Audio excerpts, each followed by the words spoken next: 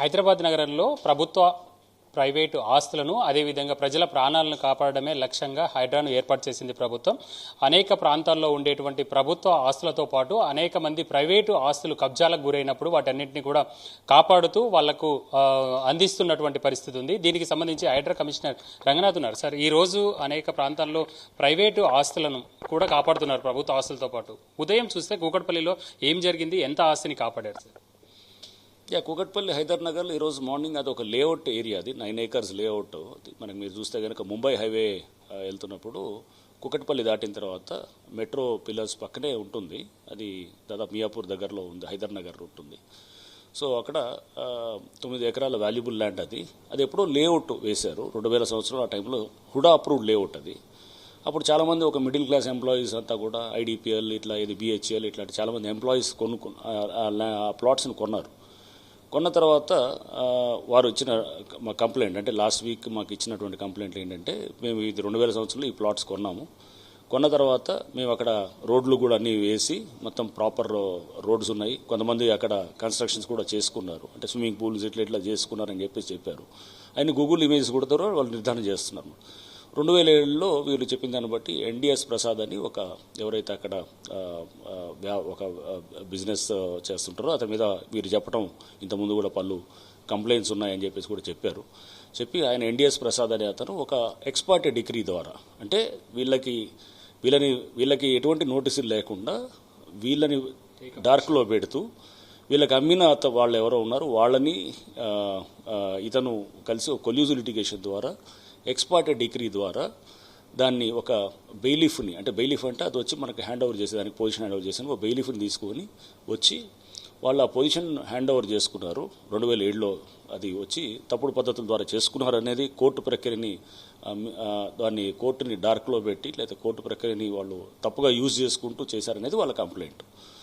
ఆ తర్వాత వారు చెప్పింది ఫర్దర్గా ఏమైందంటే, దీని మీద వీళ్ళు హైకోర్టుకు వెళ్ళారు. కోర్టుకు వెళ్ళి హైకోర్టు కూడా 20 సంవత్సరాల తర్వాత వాళ్ళకి మన 2024లో దాదాపు మన సెప్టెంబర్లో వీళ్ళకి రిలీఫ్ కూడా ఇచ్చి బెయిలిఫ్ ప్రక్రియ చేసిన దాన్ని అన్నింటినీ కూడా తప్పుపడుతూ ఇల్లీగల్ అని చెప్తూ, చట్టవిరుద్ధం అని చెప్తూ వాయిడ్గా, అంటే దాన్ని మొత్తం పూర్తిగా క్యాన్సిల్ చేస్తూ కూడా డిక్లేర్ చేసి దాదాపు 8-9 నెలలు అయిందనమాట. అయిన తర్వాత కూడా ఇంకా వీళ్ళకి హైకోర్టు ఆర్డర్ వచ్చిన తర్వాత కూడా ఇటువంటి వాళ్ళకి రిలీఫ్ లేదనేది వీళ్ళ కంప్లైంట్. వచ్చి మొన్న లాస్ట్ వీక్ వచ్చి మాకు హైకోర్టు మాకు అనుకూలంగా ఇచ్చినా అతనిది తప్పుడు అని చెప్పినా కానీ అతను దాన్ని పార్కింగ్ యార్డ్గా 9 acres 7 acres వాటెవర్ అది ఉన్న ల్యాండ్ అంతా కూడా నెలకు 60 లక్షలు పార్కింగ్ యార్డు వసూలు చేసుకుంటూ రెంట్లు గత చాలా సంవత్సరాలుగా ఇతను చేస్తూ, అతను ఫెన్సింగ్ వేసుకుంటూ అతను మా భూములు ప్లాట్లన్నింటినీ కూడా కబ్జాలు చేశారనేది కంప్లైంట్ అనమాట. సో దాని మీద న్యాచురల్గా హైడ్రా ఇంట్రెస్ట్ ఏముంటుంది, మేము ఇప్పుడు దాంట్లో పార్కులు ఒక లేఅవుట్ అనేది ప్రొటెక్ట్ చేయడం అనేది హైడ్రా యొక్క బాధ్యత. పార్కులు కానీ లేకపోతే రోడ్స్ కానీ ఇవన్నీ కూడా హైడ్రా మ్యాండేట్లోకి వస్తాయి. మేము మా అధికారుల బృందం అంతా కూడా మన బుధవారం రోజు స్పాట్కి వెళ్ళాము, చూసినప్పుడు అక్కడ అర్థమైంది. గూగుల్ ఇమేజ్ చూసాం, ఇంతకుముందు రోడ్డు వేసినట్టు లేఅవుట్ అవన్నీ కూడా క్లియర్గా ఉన్నాయి.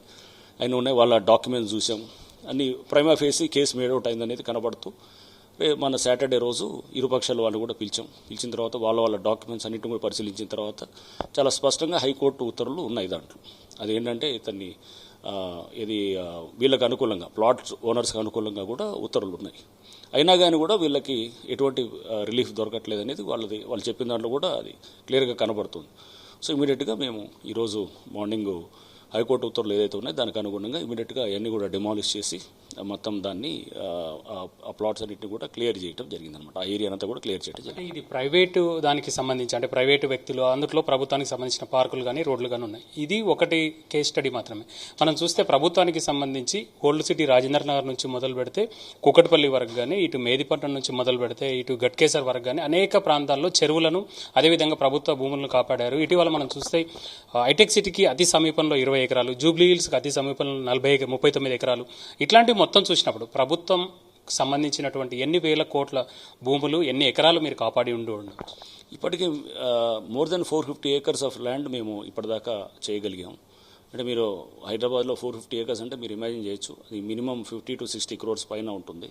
ఇట్లాంటిది లెక్కేస్తేనే మనకి 20-30 వేల కోట్ల పైన దీని వాల్యూ ఉంటుంది. సో ఇప్పటికీ ఇది ఉంది. ఈరోజు కూడా మనం చూస్తే కనుక ఇది దాదాపు 9 ఎకరాలు ఈ ల్యాండ్ ఇది ఉంది. అంటే దీంట్లో లేఅవుట్స్ ఉన్నాయి, రోడ్స్ ఉన్నాయి, పార్క్స్ ఉన్నాయి, అన్నీ ఉన్నాయి.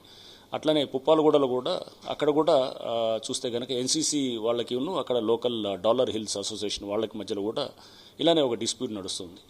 డాలర్ హిల్స్ వాళ్ళు కూడా వాళ్ళు అక్కడ మణికొండ మున్సిపాలిటీ కింద ఉన్నటువంటి దాంట్లో వీళ్ళు ఎప్పుడో 2000 సంవత్సరం 1998 ఆ టైం నుంచి వీళ్ళు కూడా ప్లాట్స్ కొనుక్కొని రిజిస్టర్ అయినాయి అన్నీ కూడా. అయితే వీళ్ళకి అమ్మిన అతను అక్కడ సంతోష్ రెడ్డి అని ఎవరో పేరు చెప్పారు. ఆయన కూడా మీద చాలా కేసెస్ ఉన్నాయని చెప్పేసి చెప్తున్నారు వీళ్ళు. చెప్పి డాలర్ హిల్స్ వాళ్ళు కూడా మాకు వచ్చి కంప్లైంట్ ఇచ్చిన దాంట్లో ఇవన్నీ కూడా చెప్తూ దీంట్లో ఈ ప్లాట్స్ అన్నిటిని కూడా వీళ్ళకి అమ్మిన తర్వాత కూడా దీన్ని వాళ్ళు లేఅవుట్ని క్యాన్సిల్ చేయడం జరిగింది. హెచ్ఎండి అప్పుడు కూడా లేఅవుట్ క్యాన్సిల్ చేయటం. ఎందుకంటే ఇది draft layout, final layout time లోపల చేయించుకోలేదు కాబట్టి లేఅవుట్ని క్యాన్సిల్ చేశారు. బట్ ఈ లోపల ఇక్కడ చాలామంది వందలాది మంది కొన్నారు ప్లాట్స్. ఈ విషయం అది అక్కడ వాళ్ళు చెప్పలేదు. వీళ్ళు హుడా నుంచి వీళ్ళకి నోటీసు కూడా అందలేదు అనేది వీళ్ళ వాదన అనమాట. ఇదంతా 2001 ఆ టైంలో. ఆ తర్వాత లేఅవుట్ క్యాన్సిల్ చేసి ఆ తర్వాత సబ్సిక్వెంట్గా వీళ్ళు కొంత లిటిగేషన్ ఆర్బిట్రేషన్ అది క్రియేట్ చేసిన తర్వాత 2005లో ఎన్సీసీ వాళ్ళకి అమ్మటం జరిగింది. ఏది వ్యవసాయ భూములుగా అమ్ముతారనమాట. అక్కడ కింద గ్రౌండ్లో లేఅవుట్స్ కనబడుతుంటాయి. లేఅవుట్స్ కనబడి ఇదంతా ఉంటే అది లేఅవుట్ని క్యాన్సిల్ చేశారు కాబట్టి వీళ్ళు వ్యవసాయ భూమిగా దాన్ని వారికి అమ్మారనమాట. వారు ఎన్సీసీ వారు దాంట్లో అది కొన్న తర్వాత దీని మీద కూడా లిటిగేషన్ మొదలైంది. 2016లో వీళ్ళు డాలర్ హిల్స్ వాళ్ళంతా కూడా వాళ్ళు దీన్ని లేఅవుట్ క్యాన్సిలేషను ఈ ప్రక్రియ అంతా కూడా కంటెస్ట్ చేస్తూ హైకోర్టుకి అప్రోచ్ అయ్యారు. హైకోర్టులో నడుస్తుంది ఇదంతా వివాద్యం, ఇంకా లిటిగేషన్ నడుస్తుంది. అది లిటిగేషన్ ఉండగా ఇప్పుడు ఎన్సీసీ వాళ్ళు అక్కడ సెల్లార్స్ తీయటము, అదంతా తవ్వటము, ప్లస్ అక్కడ మొత్తం కొండలు గుట్టలు ఉంటే కనుక అవన్నీ చదువు చేసి అక్కడ దాంట్లో పార్క్ ఏరియా ప్రధానంగా వీళ్ళ కంప్లైంట్ మాకు ఇచ్చింది అంటే పార్క్ ఏరియాని వాళ్ళంతా కూడా మొత్తం సెల్లార్స్ తీస్తున్నారు. ఎటువంటి పర్మిషన్స్ లేకుండా వీళ్ళు వర్క్ చేస్తున్నారు. షీట్స్ అన్నీ పెట్టుకొని లోపల వర్క్ చేస్తున్నారు అనేది వీళ్ళ కంప్లైంట్. దాంతోపాటు రోడ్లన్నింటిని కూడా తీసేసి లేఅవుట్లు ఉన్నదాన్ని అంతా కూడా చేసి అది ఏది కోర్టులో పెండింగ్ ఉండగా కూడా ఇచ్చేస్తున్నారు అనేది వీళ్ళ కంప్లైంట్. సో దాని మీద కూడా మేము క్షేత్రస్థాయిలో పరిశీలించిన తర్వాత ఇరు వర్గాల వారిని పిలిచి వీళ్ళ డాక్యుమెంట్స్ అన్న విన్న తర్వాత ఇది కోర్టులో లిటిగేషన్లో ఉండగా కూడా ఇది వీళ్ళు చేస్తున్నారు అనేది అక్కడ క్లియర్గా కనబడ్డది. సో అందుకోసం వాళ్ళు ఏదైతే వర్క్ చేస్తున్నారో అదంతా షీట్స్ అన్ని కూడా మొత్తం తీసేసి అదంతా కూడా మా కంట్రోల్లో తీసుకోవడానికి అండ్ రేపు హైడ్రా కూడా డెఫినెట్గా ఈ పార్కులు ఆ లేఅవుట్ అదంతా దాన్ని ప్రొటెక్ట్ చేయడం కోసం మేము కూడా ఒక దీంట్లో అంటే ఒక పార్టీగా రేపు డెఫినెట్గా ఇంప్లీడ్ అవ్వడానికి కూడా హైకోర్టులో మేము కూడా ప్లాన్ చేస్తున్నాం. సార్, ప్రధానంగా అనేక ప్రాంతాల్లో ఉండేటువంటి చెరువుల ఆక్రమణలు తొలగించారు, నాలాళ్లపైన వచ్చినటువంటి నిర్మాణాలను తీసేశారు, అదేవిధంగా చెరువుల అభివృద్ధి పైన ఫోకస్ పెడతామని చెప్పారు. ఇప్పుడు ఎన్నింటిపైన ఫోకస్ పెట్టారు, ఎట్లా జరుగుతున్నాయి సార్ పనులు?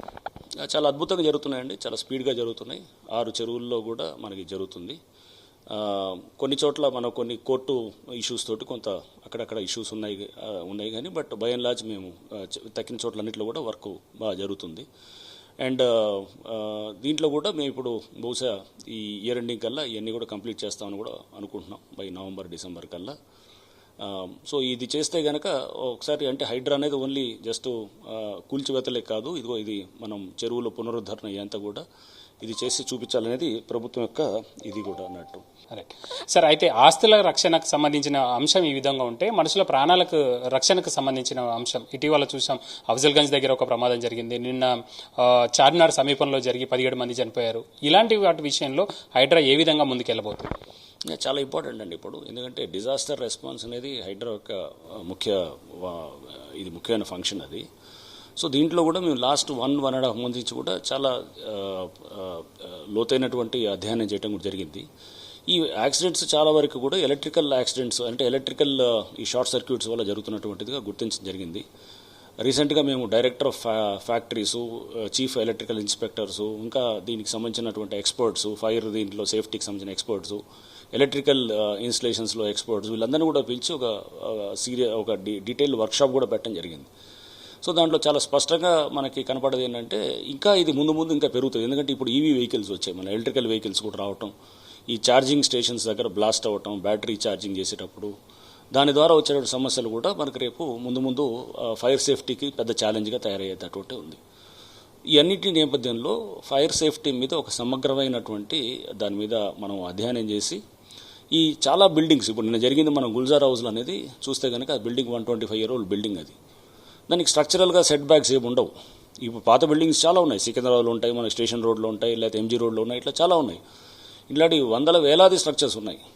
సో వాళ్ళని మనం ఇప్పుడు మీరు స్ట్రక్చరల్గా ఇలా చేయండి అలా చేయండి అని అంటే కనుక కాదు, బట్ ఏవి చేయొచ్చు ప్రాక్టికల్గా మనం ఏం చేయొచ్చు అనేది చూసి అక్కడ కొన్ని fire safety minimum fire safety norms అంటే అట్లీస్ట్ బయటికి వాళ్ళకి ఎస్కేప్ రూట్ ఏమన్నా ఉండేటట్టు, నెక్స్ట్ ఎలక్ట్రికల్ వైరింగ్ అన్నా కానీ దాన్ని మనం చెక్ చేసి ఆడిట్ చేసేటట్టు, ఇట్లా రకరకాలుగా కూడా మనకి సజెషన్స్ అన్నీ కూడా పలు అందరి దగ్గర నుంచి కూడా వచ్చాయన్నమాట.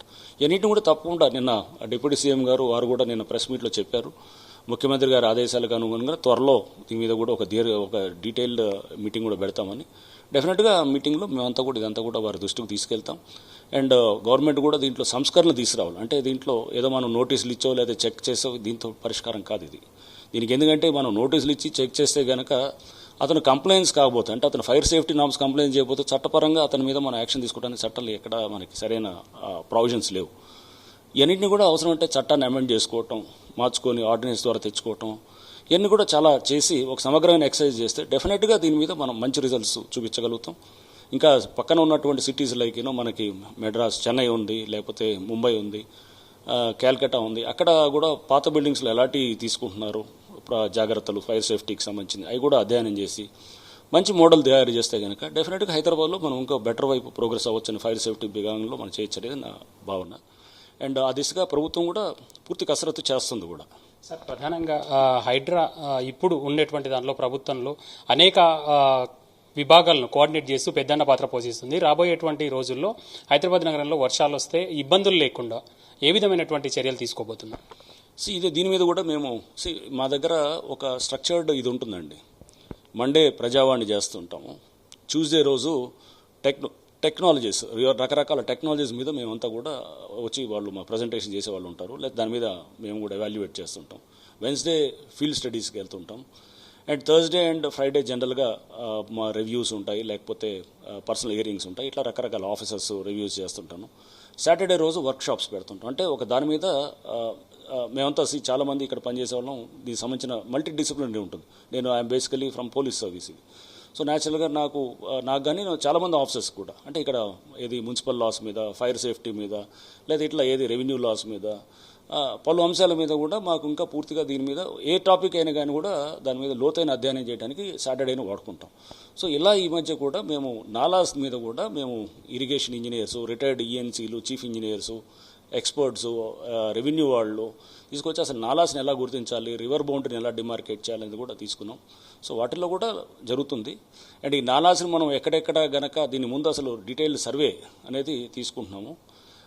అదర్ దెన్ జిహెచ్ఎంసీ బయట సరైన సర్వే లేదనేది మాకు చెప్పినటువంటి ఇంజనీర్స్ నుంచి వచ్చిన మాట. దాన్ని కూడా హైడ్రాలజికల్ స్టడీస్ చేసి ఆ హైడ్రాలజీని కూడా మనం ఒకసారి other than outer ring road దాకా అవుట్ సైడ్ జిహెచ్ఎంసీని కూడా స్టడీ చేసి దీని ఒక సిస్టమేటిక్ అప్రోచ్లో తీసుకెళ్తే కనుక ఎక్కడెక్కడైతే మనం రివైవ్ చేయగలుగుతాం నాలాసిన అన్నింటినీ కూడా రివైవ్ చేస్తూ కొన్ని ఎక్కడ చేయలేకపోతామో అక్కడ వేరే ప్యారలల్ ఎస్ఎన్డిపి లాంటి నెట్వర్క్ ఉన్నది ఆల్రెడీ మన దగ్గర బాగా అద్భుతంగా చేస్తున్నారు వాళ్ళు.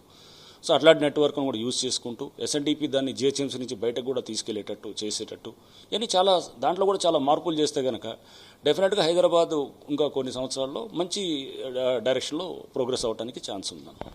ఇది హైదరాబాద్ నగరంలో ఆస్తుల రక్షణతో పాటు పౌరుల యొక్క ప్రాణాలను రక్షించే విధంగా అవసరమైనటువంటి అన్ని చర్యలు తీసుకుంటున్నారు. రాబోయే రోజుల్లో మరిన్ని సంస్కరణలు చేసుకుంటూ ముందుకు వెళ్తామని హైడ్రా కమిషనర్ రంగనాథ్ చెప్తున్నారు. కెమెరా పర్సన్ మనోరంజన్తో రాముడు 10 టీవీ, హైదరాబాద్.